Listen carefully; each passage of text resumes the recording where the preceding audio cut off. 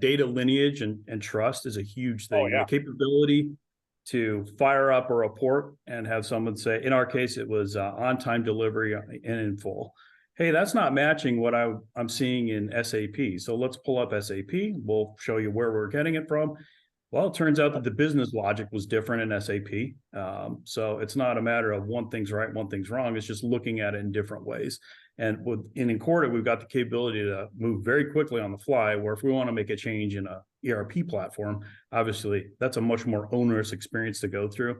A lot of change control, very, very difficult. So we've got a lot of flexibility, and we can prove where everything's coming in the background. And folks in the user community love the fact that not only is it I can see it, but you can prove it to me. I truly believe this is the best source for all this.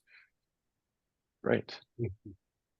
And with that, Jim, if you give me a sense before Incorta, when you'd have these discrepancies in data, what would that lead to, or how long would it take to actually, reconcile that? Well, to give context, this is in the midst of doing an SAP deployment, right? So we're in a giant business transformation. So I'd say it took a long time, right? Because folks are focused on doing other things. It wasn't a quick discussion. We got to, dig into the background of the ERP to find out what's going on, or figure out who had what MS Access database stashed on what desktop.